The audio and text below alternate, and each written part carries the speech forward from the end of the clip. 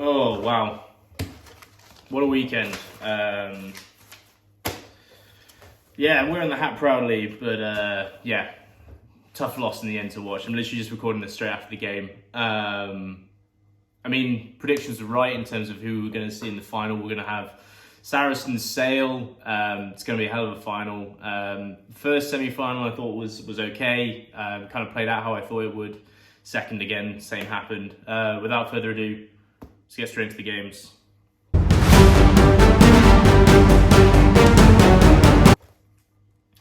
So yeah, made notes again. I had my big boy notebook, just like I did with Blues Crusaders. First thing I thought, injury for Pollard. I thought game was already lost, you know.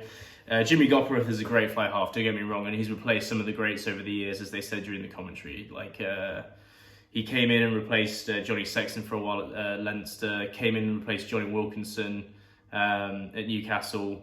So yeah, I mean, great replacement to bring on, but Pollard's just another level. He just adds that attacking prowess that galvanizes the whole team, as I said previously in the preview show, and I felt like it was an uphill battle by that point.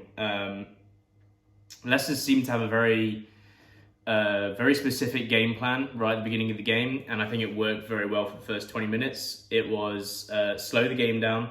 If it's within your own half, kick it up and kick it high back to the opposition, and then play with the ball and play with attrition going forward once you're in the opposition half, and play complete mistake-free rugby. And it worked to start off with. They went up 6 points. Could have been up 9. Jimmy Gopperth missed a kick. And yeah, that game plan could have worked quite well. But then after the first 20 minutes, I think it all started to kind of, it started to kind of unravel for them a little bit. I'm just trying to have a look at what point that started to happen.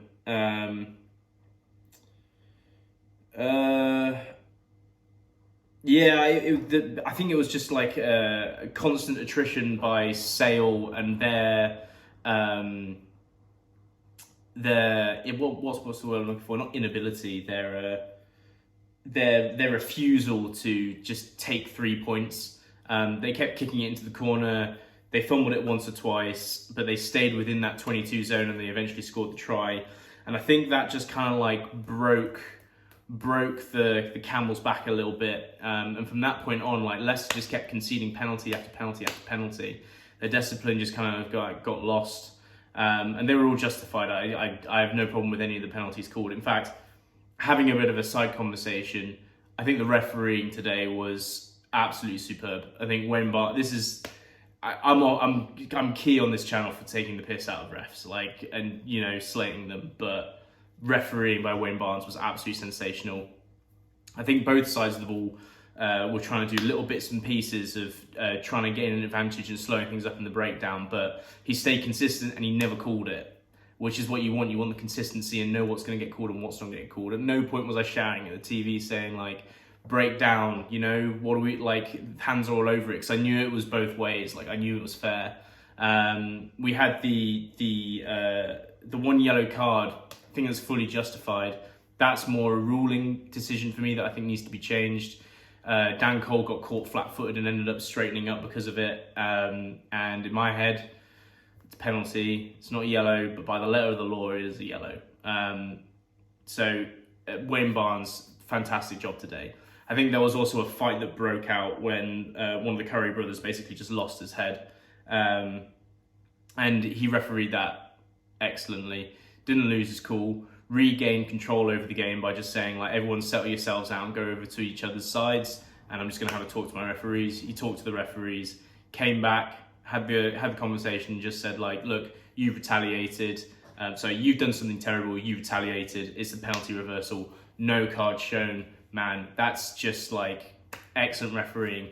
Not only did he manage to regain control of the game, which is very difficult to do in that situation, but on top of that, he didn't have to send anybody off and kind of just kill the game off. So Wayne Barnes played absolutely fantastically as referee. Jasper Wiese, both offensively and defensively, is an absolute weapon. I think he ran out of steam towards the end of the second half, and that's where he came off. But he was superb.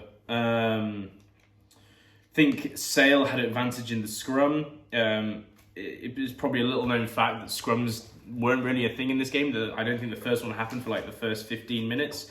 But when scrums started happening, man, Sale had the advantage every single time. I had no complaints with them Leicester getting penalised. I think, Dan Cole was getting screwed from first scrum, and he just couldn't hold it, and Sale had the complete advantage, which very tough thing to do against Leicester. And I think when Joe Hayes came on after that, like, the situation only got worse. So, yeah, Sale scrum was just insane. Well, what else we got here? Okay. I felt like Leicester's high kick was causing chaos. Sale didn't have that advantage against Freddie Stewart. But what did happen is at a very key moment, Freddie Stewart did knock the ball on from a catch and then kick it straight into touch. And I am starting to notice this is a trend with Freddie. I love Freddie as a player. I think he's fantastic. And as a Leicester fan, obviously I'm at home for him, but he's starting to get this trend in both international and domestic rugby where for 99% of the game he's perfect, but then there's just one mistake in the game that's just just loses control of everything. And that was the example in this game, and that was a key moment, I think. So that's something that coming into the World Cup, he's just he's got to be aware of that. That's something that you just can't have. Let's have a look at what else I've got here. Yeah, as I said, Leicester started clinical, but they got sloppy with their defence and penalties. I'd just like to say that I think Sale just eventually just attritioned them down. They just kept playing their game. I think a couple of players lost their head every now and again, and I think they got lucky not to get penalised for it. But at the end of the day, they took their advantages when they took it. They ended up in an attack down in the 22. They scored a beautiful try off of it where the commentators said it was a poor pass by George Ford, but I think it was amazing. I think he had the foresight to both be able to run and be able to bounce the ball off and get it to Aaron Reed for an amazing try. And that, I think, really, that broke them. Very shortly after that, as I said, the scrum was a weakness. Joe Hayes gets screwed in. What you probably didn't see as well is that scrum straight before those 3 points was scored to get them 8 points ahead. That was from a knock on, a fumble by Joe Hayes, which then Sale picked up and run the other direction, had a forward pass, come back from the scrum. From that scrum, Joe Hayes then gets screwed and then gets a penalty against them, and that gives George Ford the ability to take the 3 points and put them in an 8-point lead. Now, when you have a 2-score advantage and you're playing a team like Leicester, that, to be honest with you, this is probably the most talent-deficient team I've seen of Leicester that's made a semi-final. So before anyone goes no, in terms of Leicester reaching semi-finals, probably the most talent-deficient team, and their fly half that gives them the go forward isn't playing in the game. It's very difficult to come back from an 8-point deficit compared to a 7-point deficit or a 6-point deficit, because it's a 2-score game. Got to get 2 scores. So you get the opposite, Leicester are going to start getting in their own head of trying to get back in the game. And I think that just sealed the deal. They just ended up strangling Leicester. There was an opportunity because Sale had so many injured players, they were forced to go to 14 men. And that led to an opportunity that, again, was fumbled. Charlie Atkinson misses a kick to the corner, and I think that was it. There was one more opportunity that they got another penalty, Leicester, and then they tried to kick for the corner again. This time JVP takes the kick just to try and get the speed going, and again, he just misses the corner. And you hate to think, what if Pollard was there? What if Pollard was there kicking into the corner? What if Pollard was there to have a better attacking game for ourselves? I think Leicester played out of their skins, but they were just that one player short in my mind. So, hey ho. On to the next game. Talk about the game that happened yesterday.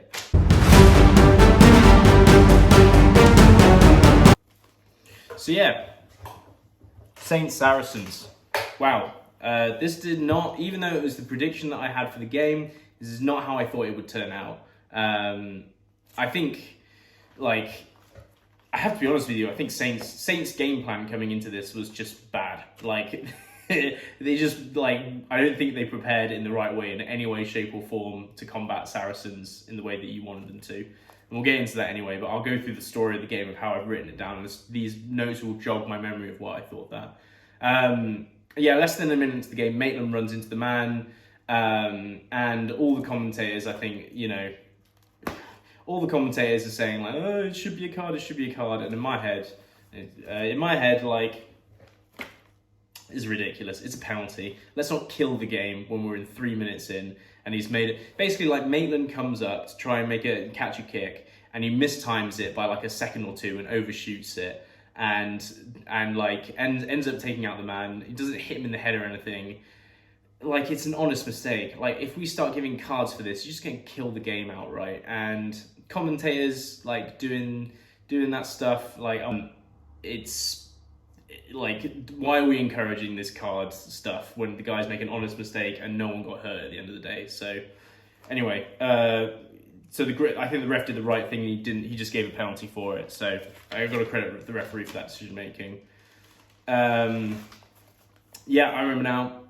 Alex Good has this ability to just kind of take control in these huge games, and he did that for the first 15 minutes. If you watch, like, all the opportunities in terms of, like, actual tries that came out of Saracens within the first kind of quarter of the game, like, Good was the centerpiece for all of it. He just has this ability, I think, just to kind of, like, calm things down and make the right decisions in the right places. And I've seen him do it in the European final not too long ago. I can't remember which year it was. I think it was pre-COVID.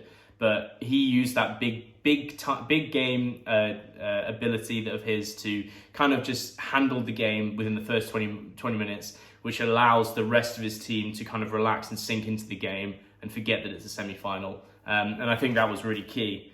I think I was really surprised to see that Saracens were not afraid to play out of their own half. They were keen to not kick it back to Saints regularly, which is great. You know, it's fun rugby, running out of your own 22. And it worked. They had counter-attacks that went for like 60, 70, 80 metres every now and again. So their game plan was great.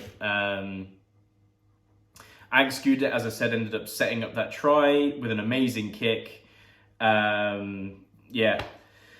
The pitch, I think, was a big factor, which I think is probably going to be a fact that's lost in just looking at the stat sheets. That artificial surface, I think, makes the ball bounce weirdly, and I noticed it in at least 3 occasions in the first half where it really made a difference to the game in terms of Saints handling kicks that were like kicks to them, and I think it even caused 1 or 2 of the tries as well.